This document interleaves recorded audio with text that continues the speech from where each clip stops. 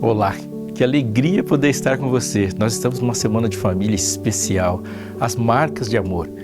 E eu falando com você me sinto muito, mas muito feliz, porque não sei onde você está, mas sei que é possível, pela palavra, pela vontade de Deus, pela tecnologia que Ele nos concedeu, estarmos juntos aqui. E daqui a alguns segundos nós vamos abrir a Bíblia e juntos nos alimentar daquilo que Deus tem para falar conosco neste dia.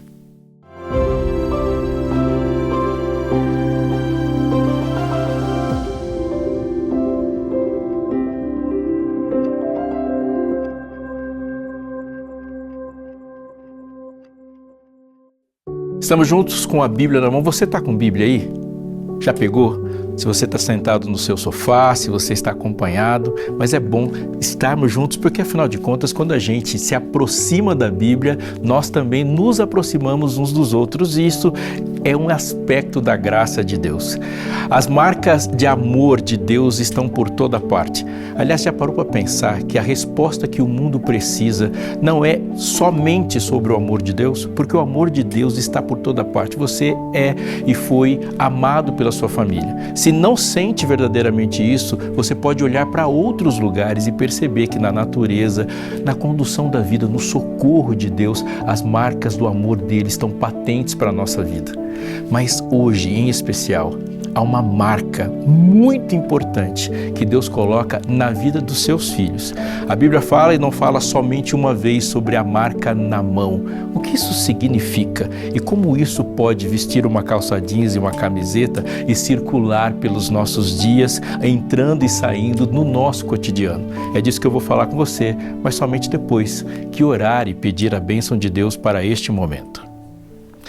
Querido Pai, que bom, que alegria podermos te chamar dessa forma e que bom, Senhor, saber que podemos nos comunicar contigo e a sua fala nos alimenta. Neste momento, nos dá luz para compreender e nos conectar ao teu saber. Te pedimos em nome de Jesus. Amém. O livro de Deuteronômio traz no capítulo 6 um dos versículos chave, importantes, sabe? Aqueles versos da Bíblia que determinam o que nós vamos conversar e falar depois disso. Deuteronômio 6 é um chamado, um ouve Israel. Alguns ali já chamam carinhosamente também de chamar Israel. Eu estou com a minha Bíblia aqui, sendo aberta em Deuteronômio 6, e eu quero que você me acompanhe mais uma vez o que diz esse texto, para que a gente tenha uma noção melhor. O capítulo 6 começa dizendo qual é o assunto, e o assunto são os mandamentos do Senhor. E depois de falar sobre os mandamentos e falar da aplicação dele, apresentando Deus a partir dos seus mandamentos, no verso 4, escute, começa: ouve Israel, o Senhor nosso Deus é o único Senhor. Portanto, ame o Senhor do seu Deus de todo o coração, de toda a sua alma e com toda a sua força. Uma pausa. Se você tem uma noção sobre amor, você já deve estar pensando que é uma pergunta que surge do versículo 4 imediatamente, porque é uma ordem, não é uma sugestão. As palavras não parecem inicialmente como palavras de conquista, mas diz: escute, ame o Senhor teu Deus de todo o seu coração. Aplique isso para a sua vida e a pergunta vai ficar maior. Os tons agora da pergunta tomam cores bem mais vivas. Pense em você chegando na sua casa e falando com seu filho, com seu cônjuge. Pense em você conversando com seu namorado e dizendo assim: escuta aqui, me ame. Parece estranho? A gente entende o amor a partir de um pressuposto de conquista. Eu fico imaginando se eu chegasse há alguns anos atrás, quando eu conhecia minha esposa, e falasse para ela assim: escuta, você vai me amar, e de todo o coração, com toda a alma e com toda a força. Imagino que ela estaria já há 2 décadas rindo desse dia. Não, para que ela estivesse comigo e a gente conseguisse viver, construir uma vida juntos, houve uma conquista, porque uma pessoa que ama, somente ama porque tem liberdade para não amar. Aliás, é nisto consiste o grande valor do amor. Quem te ama livre para não te amar. Por isso nos emocionamos. Então aqui, um Deus de amor, o autor do amor, a fonte do amor chega: escute, ame. E depois ele vai deixar um pouco mais profundo ainda, porque ele vai dizer no verso 6, essas palavras que hoje te ordeno. estarão no seu coração. Você as inculcará aos seus filhos e delas falará quando estiver andando em sua casa, andando pelo caminho, ao se deitar, ao levantar, e também você deve amarrá-las como sinal na sua mão. A gente entende isso quando compreende essa marca de amor na Bíblia toda. Há um episódio bem conhecido da Bíblia, onde um mestre da lei, uma autoridade de Israel, se aproxima de Deus e pergunta para ele, em Jesus, qual é o grande mandamento da lei. E a resposta de Deus é: amarás o Senhor teu Deus de todo o teu coração e ao teu próximo como a ti mesmo. Ele diz que desses dois mandamentos dependem toda a lei e os profetas. Mas espera aí, essa expressão de toda a lei e os profetas, ela significa que desde a primeira palavra em Gênesis até a última palavra em Malaquias, ou seja, lei, todos os livros de Moisés, e os profetas, todos os demais, tudo está concentrado nisso. Mas eles passaram esse tempo todo com mais de 1000 anos escrevendo, falando, admoestando, e ali não tem só amor como um sentimento. É muito mais do que um abraço, mais do que uma expressão de afeto. Os profetas falaram sobre muitas coisas. Eles disseram como Israel vive. O próprio livro de Deuteronômio, um livro da lei, diz muitas e muitas coisas, como as coisas são organizadas de maneira civil. No Pentateuco há uma ordem de como nós lidamos com o nosso corpo, com o corpo dos outros, com os animais, com as nossas leis sanitárias, como a gente lava as mãos. É tudo isso. E Deus disse, disso depende toda a lei e os profetas. O mestre da lei chega para Jesus e fala: como você interpreta? Jesus responde: como você interpreta? Ele fala: amar a Deus e amar o próximo. E recebe uma palavra de aprovação. Faça isso e você viverá. Faça isso, você respondeu corretamente. O que a gente entende disso? A primeira e grande importância é de que amor é muito mais do que um sentimento. O amor produzirá sentimentos. Uma pessoa que ama pode enfurecer-se por causa desse amor, porque tudo que afeta, ataca o objeto do seu amor vai lhe causar fúria. O amor pode produzir tristeza, sim. Jesus se entristece por causa do seu amor e você pode se entristecer por causa do amor. O amor gera alegria, sim, um amor bem-sucedido. Quando nós olhamos para o alvo do nosso amor feliz, nos alegramos também. Mas o amor não é isso, o amor produz isso.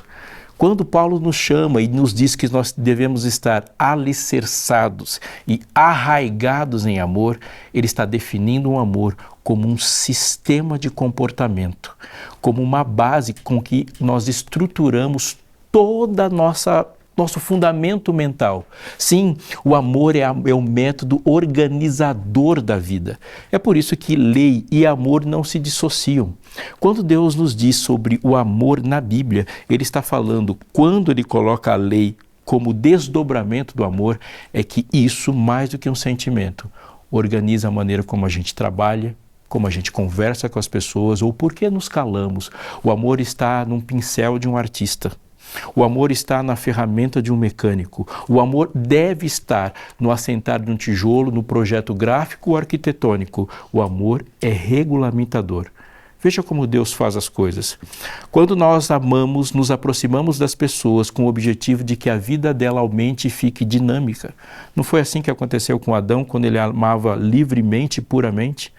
Adão, ao se aproximar de qualquer item, de qualquer animal do jardim, esse animal, esse item, qualquer coisa, tinha dinamizado a sua vida pela presença de Adão.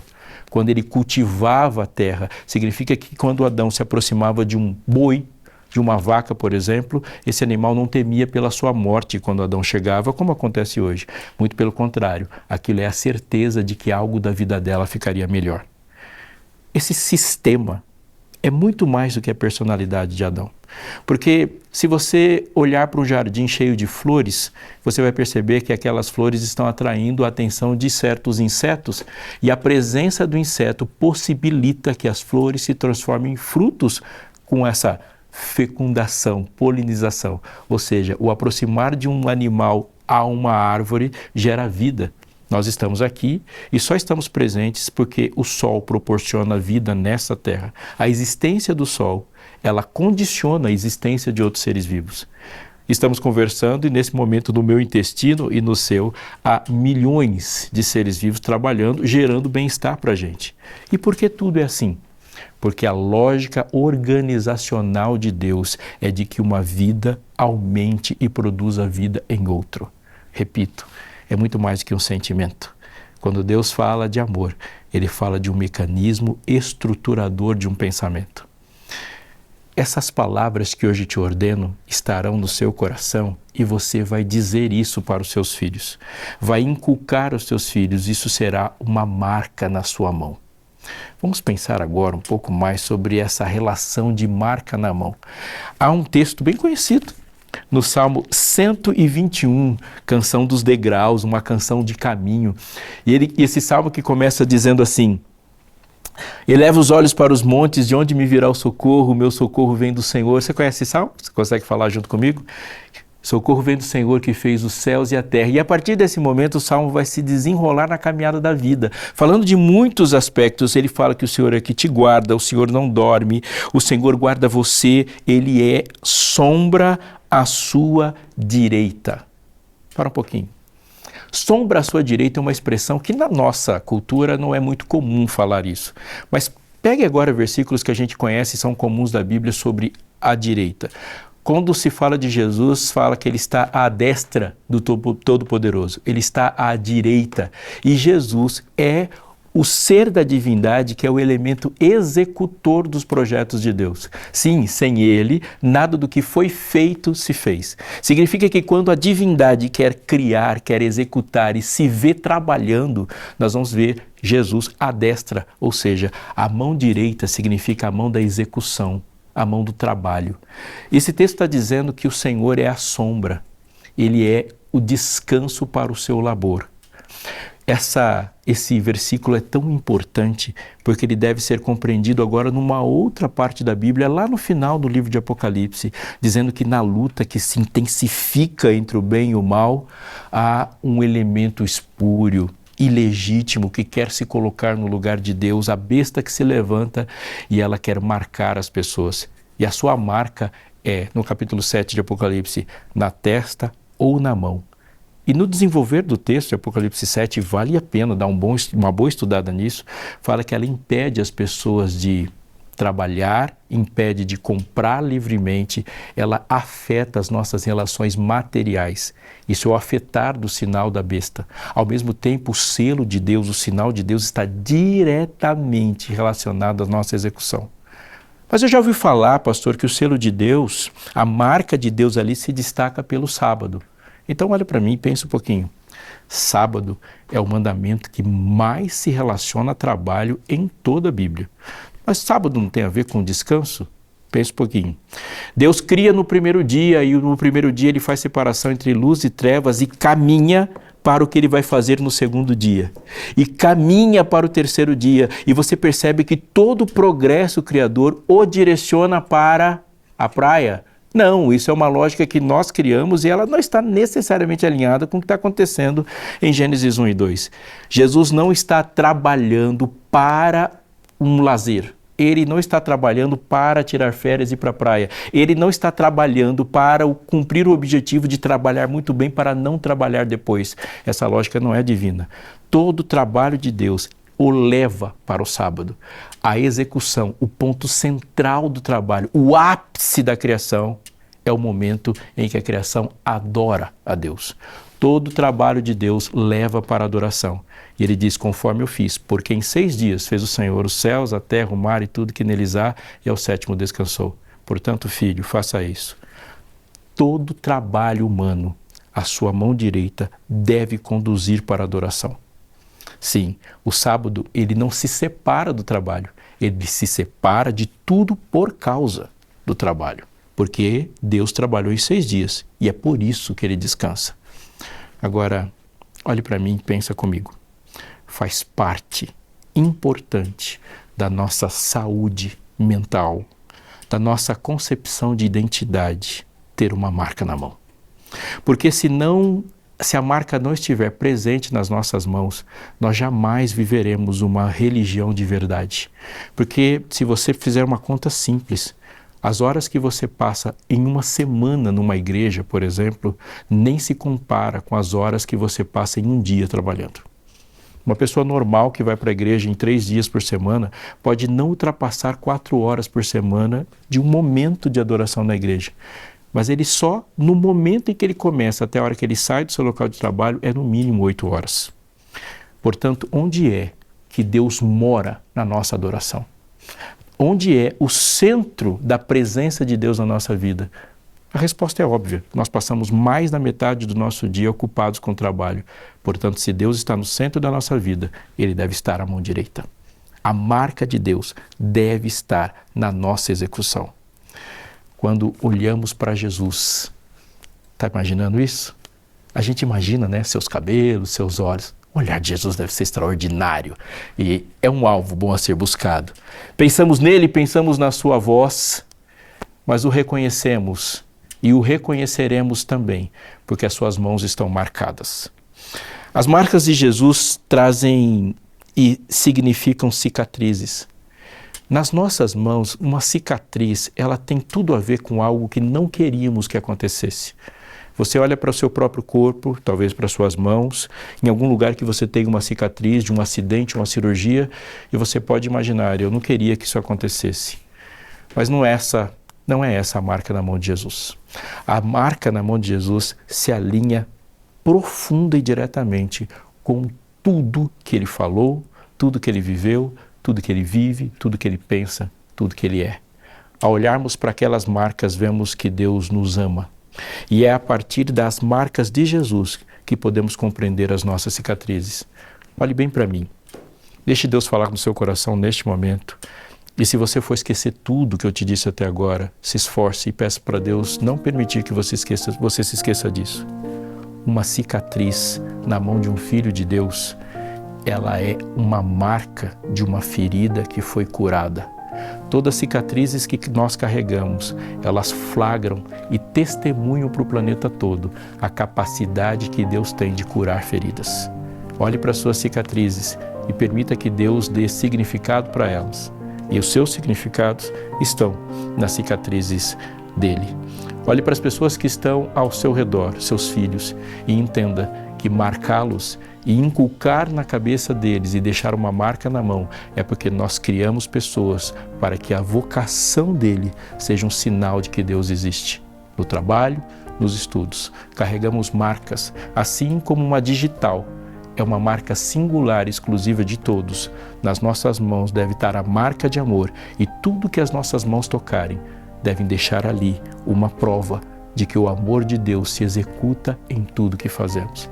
Por isso vou orar, pedindo para que Deus, assim, no seu coração, faça com que o amor transpareça e no seu toque, as pessoas entendam a lógica de Deus que nos ama e esse amor apareça em todas as coisas. Vou fechar os olhos. Se você conseguir, faça isso também. Mas de qualquer forma, escute. Querido Deus, obrigado porque Tu és um Deus marcado por uma história de redenção e as Tuas marcas estão presentes em nós.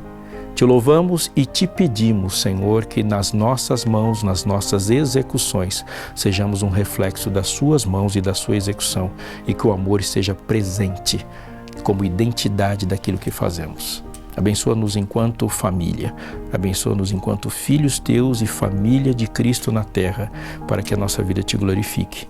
Em nome de Jesus. Amém.